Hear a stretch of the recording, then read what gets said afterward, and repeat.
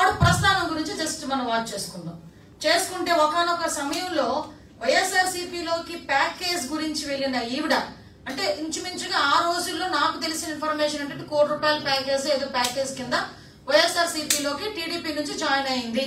So ఆ package నుంచి ఆ గెంజు నుంచి ఈ రోజు బెంజ్కి వెళ్ళింది ఆవిడ. ఎలాంటి ప్రస్థానం అంటే ఆవిడది ఈ రోజు ₹1 కోటి ఆవిడ ఆ రోజు జస్ట్ దాన్ని ఏమంటే ప్యాకేజ్ తీసుకుని వెళ్ళిన ఆవిడ ఈ రోజు 4 సంవత్సరాల 9 నెలల కాలంలో కొన్ని వందల కోట్లకి అధిపతి అయింది. ఎలా? పర్యాటక శాఖలో అన్ని డబ్బులు ఉన్నాయా, లేకపోతే ఏపీఎస్సీలు అంత దోచుకున్నదా? అంటే ఈ రోజు పరిస్థితి ఏంటంటే ఏపీఎస్సీ చైర్మన్ గా ఉండేటప్పుడు కూడా ఫైల్ మీద సంతకం పెట్టాలంటే మేమందరం జేటాక్స్ అంటున్నాం కానీ జేటాక్స్ సబ్స్టిట్యూట్ ఇంకో ట్యాక్స్ ఉంది, ఆర్ ట్యాక్స్, రోజా ట్యాక్స్. ఆ రోజా ట్యాక్స్ కట్టాలి. సో అక్కడ మొదలైంది ఈవిడ అవినీతి తాలూకా ఇది. అక్కడ నుంచి మొదలై ఏమైందంటే పాపం ఈవిడ ఏమనుకున్నదంటే నగరి ప్రజలందరూ చాలా అమాయకులు, నన్ను రెండోసారి కూడా గెలిపించేశారు, వీళ్ళ తాటలు తీసేయాలి అని అనుకున్న ఏంటో 5 మండలాలకి 5 ప్లేసెస్ కి 5 బినామీలు పెట్టుకుంది. ఒక్కొక్క బినామీ ఏంటంటే వడమాలపేట, నిండ్ర, పుత్తూరుకి అనేది ఏం చేసిందంటే అన్న రామప్రసాద్ రెడ్డికి రాసిచ్చేసింది. విజయపురం మండలాన్ని కుమారస్వామి రెడ్డి ఇంకో తమ్ముడికి రాసిచ్చేసింది. నగరి మండలాన్ని ఏం చేసిందంటే సమన్వయం చేయాలి కదా, మరి వాళ్ళ వైపు ఇద్దరు అంటే ఇటువైపు వాళ్ళు ఇద్దరు ఉంటారు కదా, వాళ్ళ భర్త తమ్ముడికి నగరి మండలాన్ని రాసిచ్చేసింది. నగరి టౌన్ ని పాపం వాళ్ళ భర్తకి రాసిచ్చింది. ఓవరాల్ గా 5 మండలాల్ని ఒక 5గురికి అప్పచెప్పేసి ఈవిడ హ్యాపీగా పర్యాటక శాఖ పేరు పెట్టుకుని స్టేజ్ షోలు చేసుకునే వాళ్ళ పొట్ట కూడా కొడుతుంది. ఎందుకంటే స్టేజ్ షోలు చేసుకునే వాళ్ళు స్టేజ్ మీదకి వచ్చి పర్యాటక శాఖలో ఏదో డాన్స్ చేశారంటే ఒక అర్థం ఉంటుంది. ఏకంగా పర్యాటక శాఖ మంత్రి రోడ్డు మీదకి వచ్చి తైతక్కలాడుతుందంటే పర్యాటక శాఖలోని కూడా స్టేజ్ షోలు చేసుకునే వాళ్ళు కూడా పొట్ట కూడా ఎంతవరకు న్యాయం అమ్మ రోజమ్మ? ఒకసారి ఆలోచించు. నీ వల్ల వాళ్ళు కూడా ఇళ్ళకి వెళ్ళిపోతున్నారట నీ తైతక్కలు చూడలేక. అంటే పర్యాటక శాఖ అంటే ఆవిడ ఏమనుకుందంటే ఆవిడ పర్యటించాల్సిన ప్లేసుల గురించి మాట్లాడుకునే శాఖ అనుకుందో ఏంటో తెలియదు కానీ పర్యాటక శాఖకి ఈ రోజుకి కూడా ఇంత డబ్బులు కేటాయించేమో అనేది చూపించే పరిస్థితి ఏదైనా ఉందా?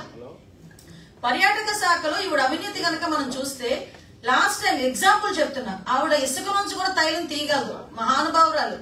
ఎక్కడ నేర్చుకుందా గానీ అఫ్ కోర్స్ యథా అంటారు కదా, యథా రాజా తదా ప్రజ అన్నట్టు యథా నాయకుడు తదా లీడర్ కూడా, యథా కార్యకర్త.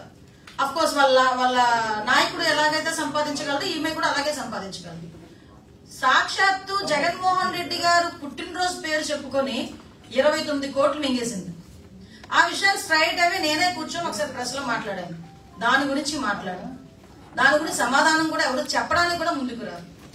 ఈవిడ పర్యాటక శాఖ కింద నాకు అర్థం కాదు ఏంటంటే నిన్న మొన్నటి వరకు కూడా విశాఖ ఉత్సవం అని, అరకు ఉత్సవం అని చెప్పి అనేక రకమైన కార్యక్రమాలకి శ్రీకారం చుట్టేది పర్యాటక శాఖ. ఈ రోజు వరకు విశాఖ ఉత్సవం 4.5 సంవత్సరాల కాలంలో ఎందుకు చేయలేకపోయారు? అరకు గిరిజనోత్సవం ఈ రోజు వరకు ఎందుకు చేయలేకపోయారు? అంటే ఓవరాల్ గా చెప్పాలంటే వీళ్ళకి వీటి మీద ఉండదు. ఒక పర్యాటక శాఖకి సంబంధించి ఒక మంచి హోటల్ మేము ఈ రోజు ఓపెన్ చేసాము అని, లేకపోతే పర్యాటక శాఖకి సంబంధించి మేము ఒక పెద్ద ఈవెంట్ ఓపెన్ చేసామని చెప్పమానండి. వీళ్ళు చేసింది ఏంటో తెలుసా? క్రూయిజ్, క్యాజినోలు ఇలాంటివి ఓపెన్ చేయడానికి, లేకపోతే బీచ్ తీరం అంతా ఈ వైన్ షాప్స్ ఉంటాయి కదా, వైన్ షాప్స్ ఓపెన్ చేయడానికి, అలాంటి వాటికి వీళ్ళు పెట్టినంత దృష్టి ఈ రోజు వరకు కూడా ఎట్టి పరిస్థితుల్లోని వాళ్ళు పర్యాటక శాఖ మీద పెట్టుకోకూడదు. ఈవిడ పర్యాటక శాఖ అన్నది అడ్డం పెట్టుకొని రష్యాలు, ఇటలీలు, ఎక్కడ పడితే అక్కడ దుబాయ్లు, ఎక్కడ పడితే అక్కడికి వెళ్ళడం ఒక ఎత్తు అయితే ఈవిడ రేంజ్ ఏ రేంజ్ లో ఉన్నదంటే అవినీతే కాదు, ఆవిడ రేంజ్ కూడా చెప్పాలి మీకు. ఆవిడ బెంజ్కాలు, ఊరూరా విల్లాలు, ఎక్కడ పడితే అక్కడ సైట్లు, ఇవన్నీ ఒక ఎత్తు అయితే ఆవిడ చెప్పులు పట్టుకోవడానికి ఒక ఉద్యోగి, ఆవిడ బీచ్ లో తిరుగుతుంటే చెప్పులు వెనకతలు మోయడానికి ఇంకొక ఉద్యోగి. అంటే మామూలుగా లేదు ఈవిడ ఎవ్వరం పీక్స్ లో ఉందనమాట. ఇలాగ జగన్మోహన్ రెడ్డి గారికి కానీ భారతి గారికి కూడా జరగదండి బాబు. నాకు తెలిసి భారతి గారు చెప్పులు పట్టుకున్నట్టు ఎక్కడ నేను కనిపించలేదు ఆవిడను. ఈవెన్ జగన్మోహన్ రెడ్డి గారు చెప్పులు పట్టుకున్నట్టుగా వాళ్ళ ఉద్యోగం ఎవడో ఎక్కడ కనిపించలేదు. బట్ రోజారెడ్డి గారు చెప్పులు పట్టుకోవడానికి మాత్రం ఒక ఉద్యోగి ఈ రోజు మనకి రెడీ అయ్యాడు. అంటే ఇలా ఉంది వీళ్ళ పరిస్థితి. వీటితో పాటు ఇప్పుడు చూస్తే వీళ్ళ తాలూకా గ్రావెల్ పనులు గాని, గ్రావెల్ అమ్మకాలు గాని, అదేవిధంగా క్వారీ అమ్మకాలు గాని, ఆఖరికి ఇంకో విషయం చెప్పనా, ఈవిడ ఏం చేస్తుందో తెలుసా, నేను అడిగితే నిజంగా మత్తి పోయింది, ఇలా కూడా సంపాదించొచ్చా అనిపించింది.